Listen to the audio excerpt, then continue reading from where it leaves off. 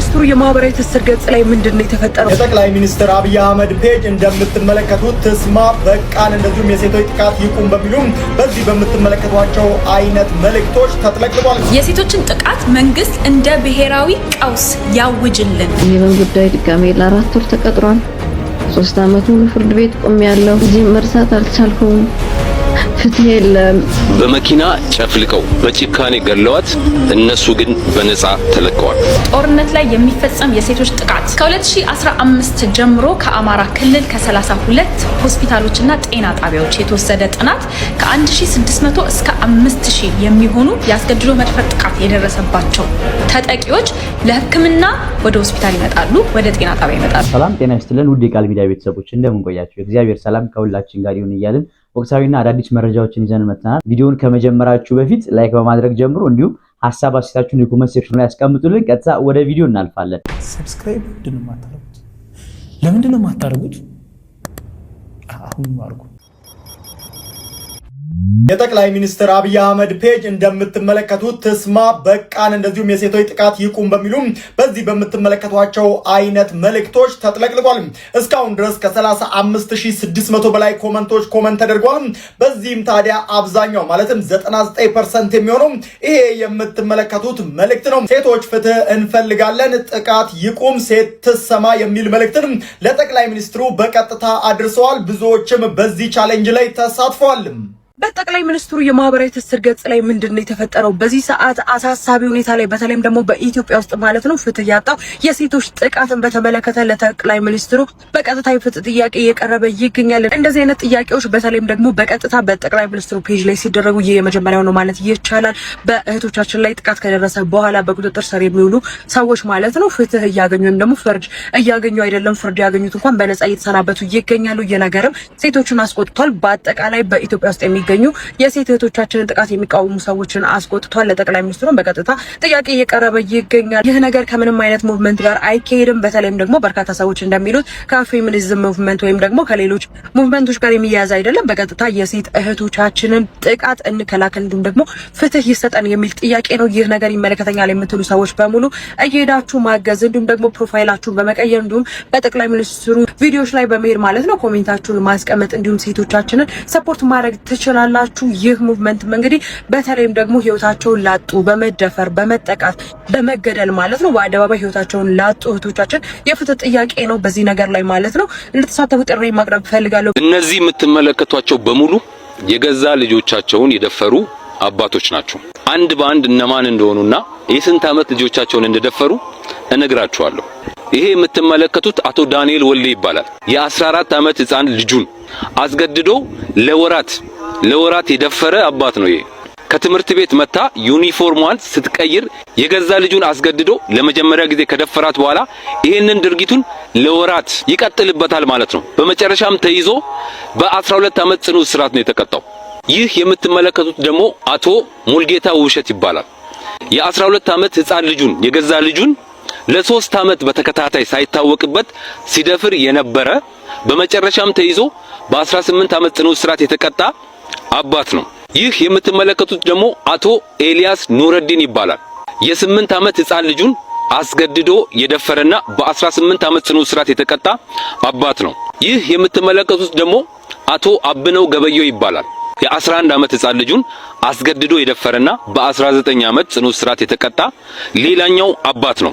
ይህ የምትመለከቱት ደግሞ አቶ ጥላሁን ገረመው ይባላል። የ8 ዓመት ህፃን ልጁን አስገድዶ የደፈረና በ15 ዓመት ጽኑ እስራት የተቀጣ አባት ነው። እኚህ የምትመለከቷቸው ደግሞ ኢንስፔክተር ግርማ ጌታቸው ይባላሉ። የ20 ዓመት የገዛ ልጃቸውን አስገድደው ደፍረው በ9 ዓመት ጽኑ እስራት የተቀጡ ሌላኛው አባት ናቸው። አውቃለሁ ይሄንን በጣም ዘግናኝ ነገር ስትሰሙ እንደሚከብዳችሁ ለጆሮም ለመስማት እንደሚቀፍ አውቃለሁ። እስቲ አስቡት፣ እንደ ልጅ በአባት መደፈር ማለት ምን ማለት ነው? የእድሜ ልክ የአእምሮ ቀውስ ነው የሚያስከትለው። እድሜ ልካቸውን በአባታቸው መደፈራቸውን እያሰቡ እንዴት ነው የሚኖሩት እነዚህ ልጆች? ከአካላዊ ጥቃት ባለፈ መደፈራቸው ስነ ልቦናቸው ላይ የሚፈጥረው ተጽዕኖ ምን ያህል ነው? ሲቀጥል እንደ ኢትዮጵያ የሴቶች ጥቃት ምን ያህል ደረጃ ላይ እንደደረሰ ነው ይሄ ነገር የሚያሳየው። እንዴት ይሄ ሁሉ አባት የገዛ ልጁን ይደፍራል? የ2 ዓመት ህፃናት እኮ የሚደፈሩበት ሀገር ላይ ነው ያለነው። የ2 ዓመት ህፃናት እነዚህ በአደባባይ የወጡ ናቸው። ያልወጡ ስንት አሉ? በገዛ የስጋ ዘመዶቻቸው እየተለፈሩ ያሉ። አበቄለሽ ነኝ። ይሄን ጉዳይ ምን ላይ ደረሰ ያላችሁ በውስጥ ኢንቦክስ ለምታረጉልኝ ከሀገር ውስጥም ከውጭም ያላችሁ ወገኖቼ በሙሉ ከልብ ማመስገን ፈልጋለሁ። ይሄን ጉዳይ ድጋሜ ለ4 ወር ተቀጥሯል። 3 አመት ሙሉ ፍርድ ቤት ቆሜያለሁ። ለ4ኛ አመት እንዴት እንደመቆም ከብዶኛል። ሀዘኑ በጣም ከባድ ነው። እንዴት እንደምረሳት አላቅም። በጣም ከብዶኛል። በጣም ከባድ ነው። እናቶቼ በጸሎታችሁ ስቡኝ። እንዴት እንደምሆን አላቅም። በጣም ግራ ገብቶኛል። መተኛት አልቻልኩም። ልጄን መርሳት አልቻልኩም። ፍትህ የለም። ለማን እንደምናገር ግራ ገብቶኛል። በጣም ግራ ገብቶኛል።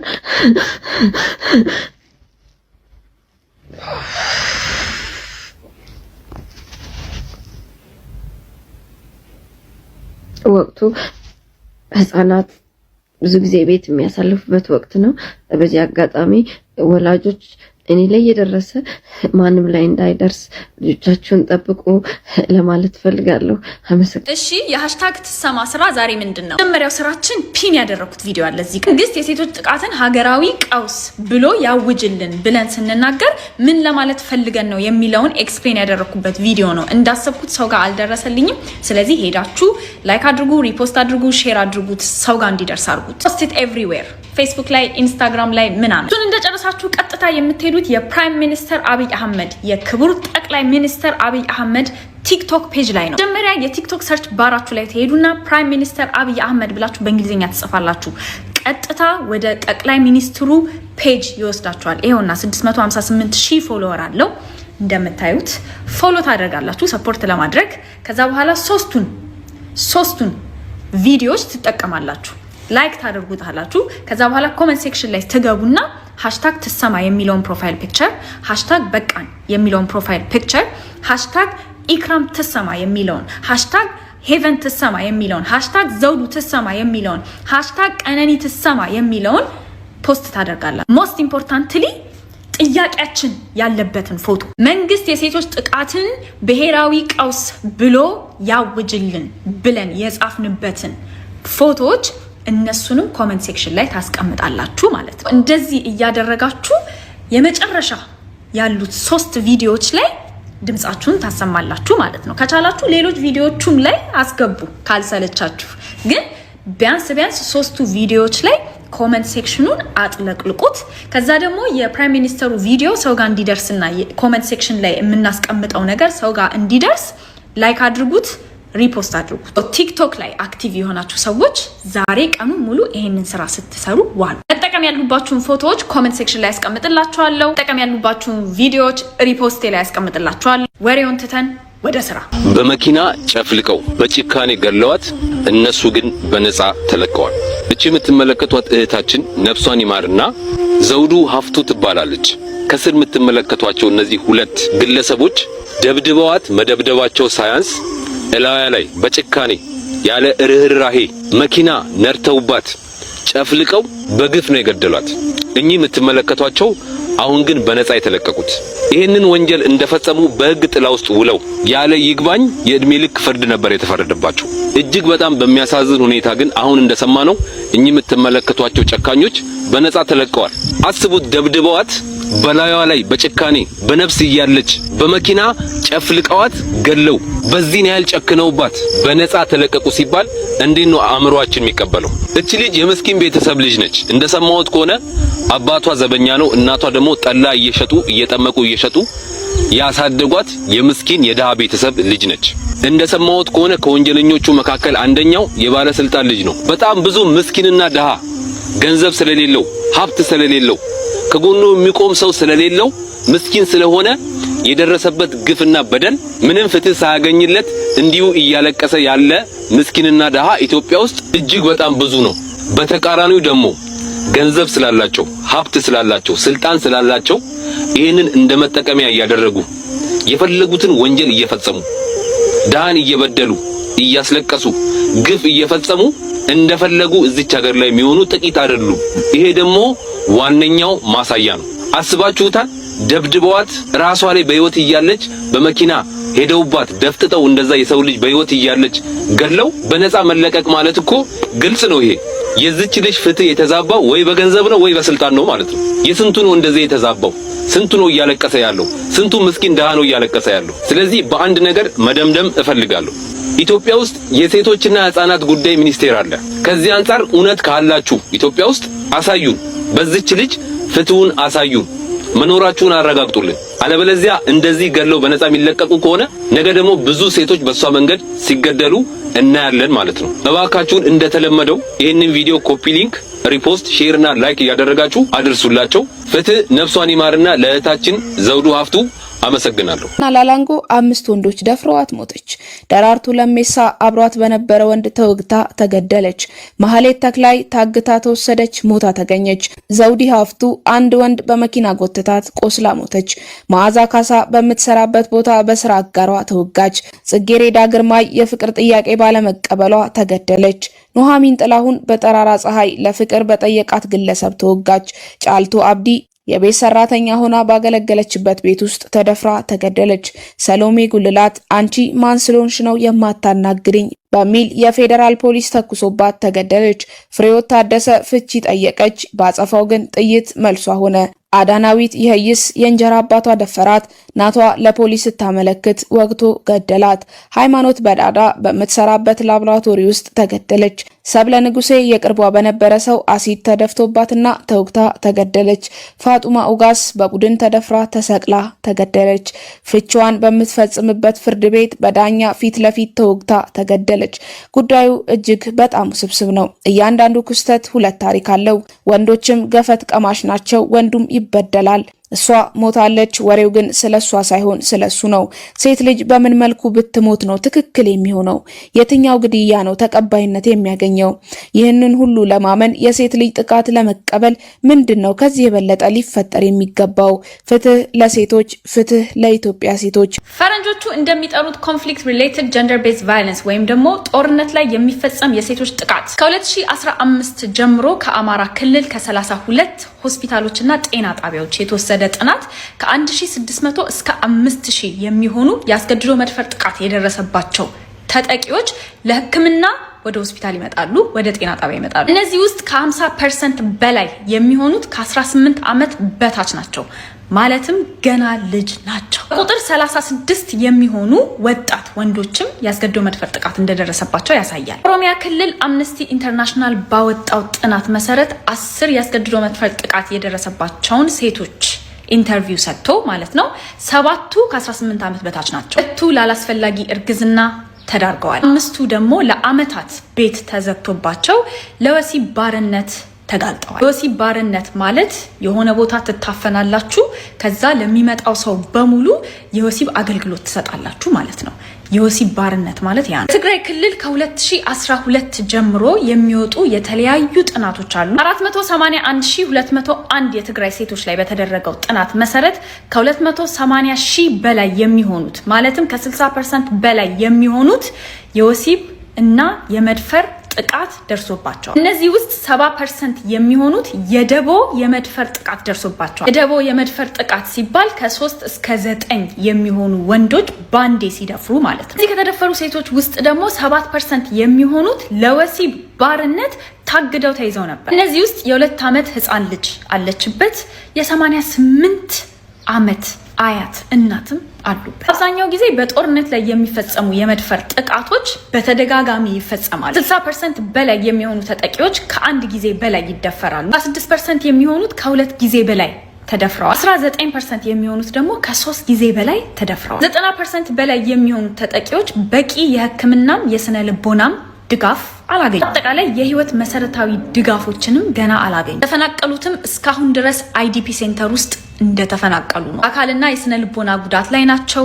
HIV እና STI ሴክሹዋሊ ትራንስሚትድ ኢንፌክሽን የምንለው ፊስቱላ እያሰቃያቸው፣ አላስፈላጊ እርግዝና ውስጥም የተዳረጉ አሉ። እዛ ላይ ወደ ማህበረሰቡ ቢመለሱ እንኳን የጠላት ትራፊ የሚባል ስም ይሰጣቸዋል። ጠላት ጋር የተኛች እየተባሉ ባሎቻቸው ሳይቀር ይፈቷቸዋል። እነዚህ ጥናቶች በተደጋጋሚ እንደሚያሳዩት የመድፈር ጥቃቱን የሚፈጽሙት ወንዶች የኢትዮጵያ መከላከያ ሰራዊት ውስጥ አሉበት፣ የኤርትራ መከላከያ ሰራዊት ውስጥ አሉበት፣ የአማራ ልዩ ኃይል ታጣቂዎች ውስጥ አሉበት፣ የትግራይ ልዩ ኃይል ታጣቂዎች ውስጥ አሉበት፣ የፋኖ ሚሊሻ ውስጥ አሉበት። የተለያዩ ዜና አውታሮችና ድርጅቶች እነዚህን ቁጥሮች እነዚህን ጥናቶች ይፋ ሲያወጡ በጋራ ወደ መፍትሄ ከመሄድ ይልቅ የፖለቲካ ፕሮፓጋንዳ መጠቃቀሚያ መጠቋቆሚያ ነው ያደረጉ። የፖለቲካ ተቃዋሚዎች መንግስት ላይ ጣት ይጠቁማሉ። የመንግስት ደጋፊዎች ደግሞ የፖለቲካ ተቋሞች ላይ ጣት ይጠቁማሉ። በዚህ መሃል እነዚህ ሁላ ተጠቂ ሴቶች ምንም አይነት መፍትሄ ሳያገኙ እየተሰቃዩ በቁማቸው ተቀብረው ይገኛሉ። ባይዘዌይ ብቁ ዳታ አይደለም እየነገርኳችሁ ያለሁት። ስፔሻሊ አማራ ክልል ላይ፣ አፋር ክልል ላይ፣ ኦሮሚያ ክልል ላይ በቂ ዳታ የለም። ሪሰርች የሰራ ገና የለም፣ አልተነካም። ትግራይ ክልል የተፈጸመው ነገር የሚነግረን ነገር ምንድነው? በሚቀጥሉት 2 ዓመታት ከአማራ ክልልና ከኦሮሚያ ክልል ምናልባትም በጣም የሚያስደነግጡ ቁጥሮች መውጣታቸው አይቀርም። ምክንያቱም ትግራይ ክልል ላይ ያ ሁላ ነገር ሲፈጸም ማንኛችንም አናቅም ነበር። ቁጥሮቹ እየወጡ አልነበረም፣ ዘገባዎቹ እየወጡ አልነበረም። በእርግጠኝነት ወደፊት ብዙ አስደንጋጭ ወሬዎችን መስማታችን አይቀርም። እዚህ ጋር ግን አስረግጬ ማስመር የምፈልገው ነገር ምንድነው? ሃሽታግ ትሰማ የሴቶች ነች። ሃሽታግ ትሰማ ከየትኛውም መንግስታዊም ሆነ የፖለቲካ ተቃዋሚ አካል አይደለች። ሃሽታግ ትሰማ በሴቶች ላይ በጦርነት ጊዜ የተፈጸመውን ጥቃት ተኮር መፍትሄ ትጠይቃለች። ለሁሉም አድርሱልኝ።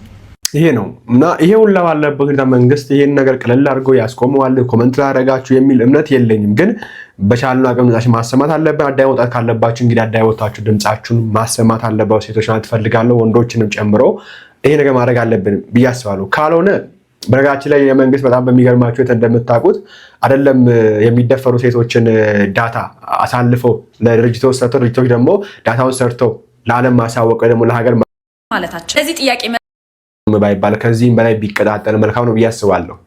የሴቶችን ጥቃት መንግስት እንደ ብሔራዊ ቀውስ ያውጅልን፣ እንደ ብሔራዊ ቀውስ ሪኮግናይዝ ያድርገው ስንል ምን ማለታቸው? ለዚህ ጥያቄ መልስ ለመመለስ አረንጓዴ አሻራን እንደ ምሳሌ ይጠቀማል። አልተሳሳትኩ። አረንጓዴ አሻራ መንግስት በ2011 ያስጀመረው ዘመቻ ነው። ዘመቻው እስከ 2018 ድረስ ቀጥሏል። ሐምሌ 27 ላይ ከ26 ሚሊዮን በላይ የሚሆኑ ኢትዮጵያውያን ከቤታቸው ወጥተው ከ805 ሚሊዮን በላይ የሚሆን ችግኞችን ተክለዋል። በ12 ሰዓት ውስጥ 26 ሚሊዮን ህዝብ ማለት የሀገሪቱ 1/5 ህዝብ ማለት። አረንጓዴ አሻራ 2011 ላይ ሲጀመር 40,000 ሳይቶች ነበሩት። ማለትም 40,000 ችግኝ የሚተከልባቸው ኤሪያዎች ማለት። 2018 ላይ ከ40,000 ሳይቶች ከ40,000 ኤሪያዎች ወደ 120,000 ኤሪያዎች አድጓል። የኢትዮጵያ የደን ምጣኔ ሀብት አረንጓዴ አሻራ ከመጀመሩ በፊት 17.2% ነበር። አሁን ወደ 23.6% አድጓል። in the last 7 years ባለፉት 7 ዓመታት ውስጥ ማለት ከ55 ሚሊዮን በላይ ችግኞች ተተክለዋል። አረንጓዴ አሻራ ዓላማ 65 ሚሊዮን ችግኞችን መትከል ነው። ዓላማውን ለማሳካት 10 ሚሊዮን ችግኝ መትከል ብቻ ነው የቀረው። አረንጓዴ አሻራ ሲጀመር በጣም ብዙ ሰዎች ተቃውመውት ነበር፣ ይቃወሙታልም አሁን ድረስ እኔን ጨምሮ እቃወመዋለሁ። ማለት ጥሩ ነገር አይደለም ብዬ ስለማስብ ሳይሆን በቃ አንገብጋቢ ጉዳዮች ኢትዮጵያ ላይ አሉ ብዬ ስለማስብ ማለት ነው። እንደዚህ ተቃውሞ እየደረሰው እንኳን ሙሉ ለሙሉ የኢትዮጵያ ሕዝብ ባይሳተፍ እንኳን እንደዚህ አይነት ለውጥ ማምጣት ችሏል። ስራውን በቀዳሚነት የሚሰራው የግብርና ሚኒስቴር ነው። ክልል መንግስቶች ከክፍለ ከተማዎች፣ ከወረዳዎች፣ ከቀበሌዎች ጋር ኔትወርክ ይፈጥራል፣ ኔትወርክ ይዘረጋል። ስራውም የሚሰራው ችግኙ የሚተከልበት ቀን ብቻ አይደለም። 26 ሚሊዮን ኢትዮጵያውያን ከቤታቸው ወጥተው ችግኝ ከመትከላቸው ወራት በፊት ሪሰርች ይሰራል፣ ጥናት ይካሄዳል። የቱ አካባቢ ለዛፍ ምቹ ነው፣ የቱ አካባቢ ድንጋያማ ነው፣ የትኛው አፈር ጥሩ ነው፣ የትኛው ቦታ ጋር ብንተክል ዛፉ ያድጋል የሚለው ጥናት ይሰራል። ለዛፎች ምቹ የሆኑት ቦታዎች ይቆፈራሉ፣ ዝናብ እንዲዘንብባቸው፣ እንዲረሰርሱ። ከዛ የችግኝ መትከያው ቀን ሰዎች ወጣ ብለው ችግኛቸውን ተክለው ለበስ አፈር አድርገው ይሄዳሉ። የተተከሉትን ችግኞች እየተከታተለ እንዳደጉና እንዳላደጉ የሚቆጣጠር አካል አለ። ችግኙ በተተከለ በ30ኛው ቀን ሄደው ያዩታል። በ90ኛው ቀን ሄደው ያዩታል።